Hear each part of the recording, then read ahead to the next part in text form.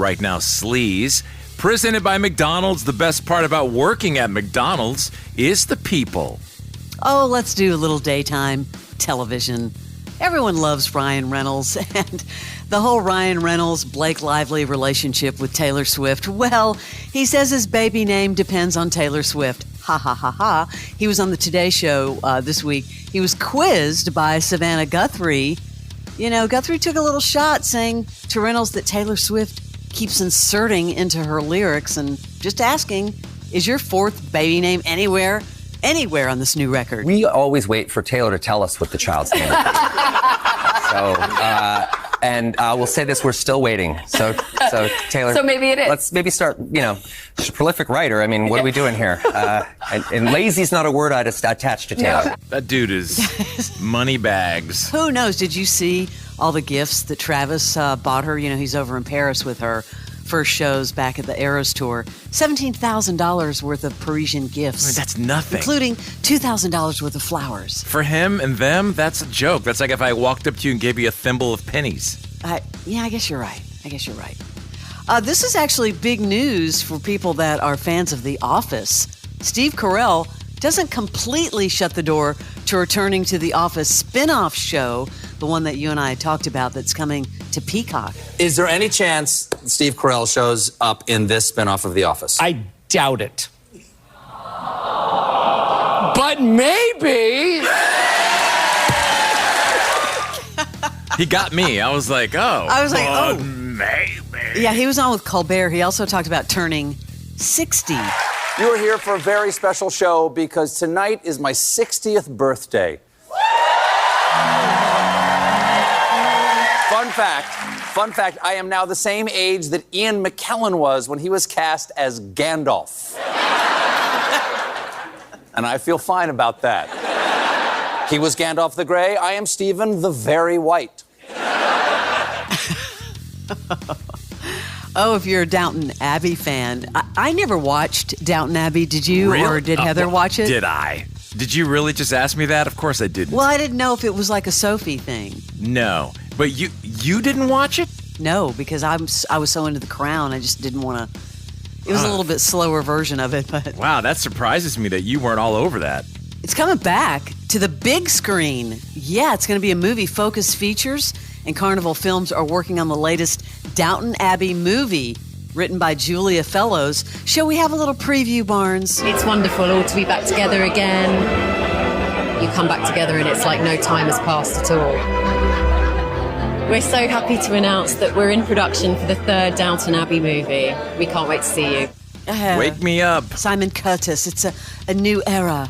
Oh, and fans of Dominic West, he'll also reprise his role as Guy Dexter from A New Era. I thought he was on The Crown. He is. Oh, he's on The Crown and Downton Abbey? Yes. Go, bro. Now, here's a show I probably will watch. You tell me, Barnes. Fox will show a new side, or rather all sides, of a group of male celebrities in the upcoming special.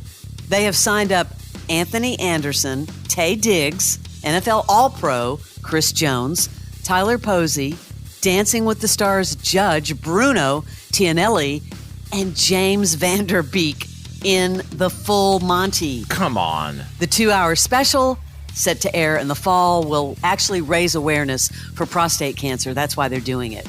Yeah, but they make it sound like these guys are going to get naked. It's on Fox. I know. It's based on that British TV series, The Full Monty. Remember, it was also a movie. Anderson, who's also the EP, says, I'm honored to lead the charge of rallying these fearless men to bear it all, order to provoke, inspire, and in this case, being screened for cancer. So that is our goal. Well, I like the way they attach that to get the feel good, but otherwise it sounds like complete crap. It sounds like a Dancing with the Stars retool. They had no other ideas. I was actually kind of shocked that James Van Der Beek is going to take part in this. Unless, a lot of these guys may have someone in their family that had prostate cancer. I don't know. Well, obviously the cause is great. The cause is great. But the theme, not so much. Yeah. How much are they going to show on Fox? Right. It's Fox. That's so funny. Also, guess who's coming back to Netflix with a new stand-up special? Oh, I already heard about this. Ellen? Yeah.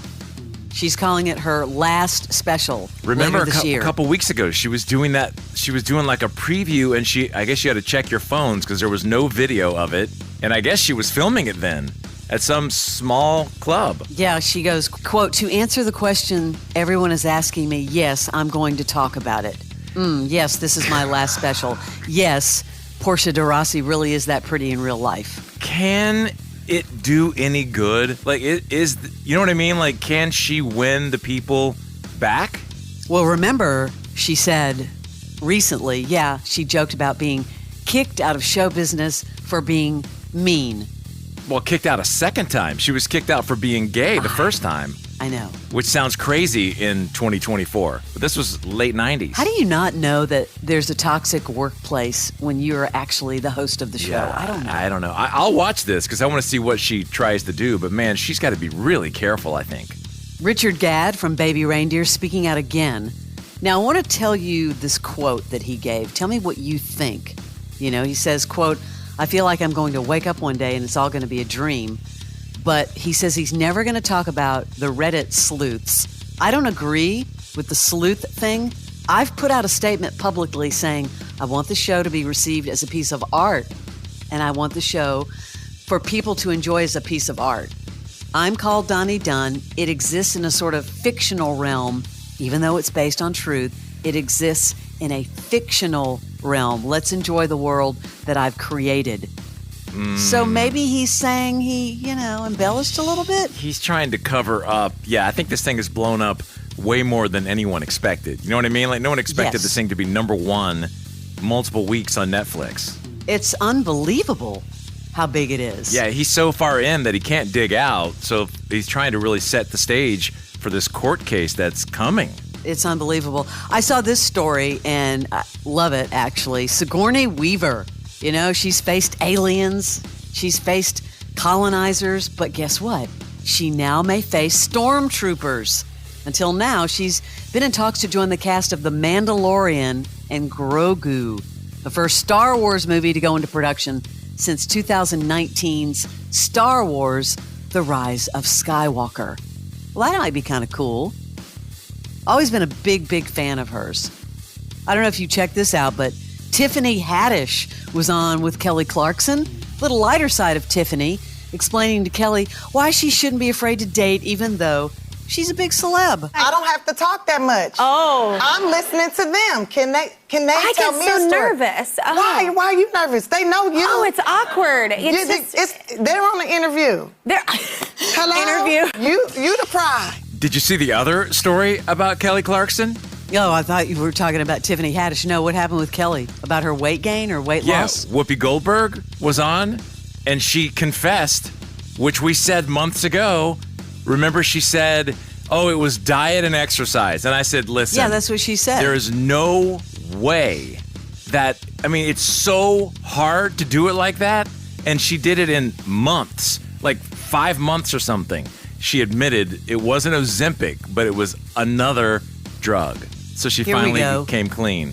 It's all the weight I've lost. I've lost almost 2 people. Goldberg, who previously acknowledged she's taking Manjaro. Isn't that what Queen took? That is. I'm doing that wonderful shot, and that works for folks who need some help, and it's been really good for me.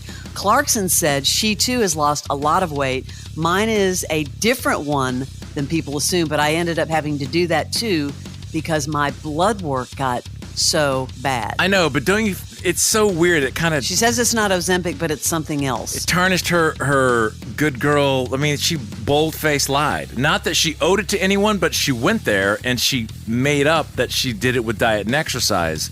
I wonder if she actually went on that show just to be able to say, hey, the blood work got really bad, I had to do it. I think because Whoopi was on and was going to talk about it, she just kind of slipped it in. And of course, everybody was all over it. Finally, NBC unveiled its schedule next year during its upfront presentation. Are you ready for this? Guess who's going to be a judge on season 26 of The Voice? Who? This is going to be a train wreck. Snoop.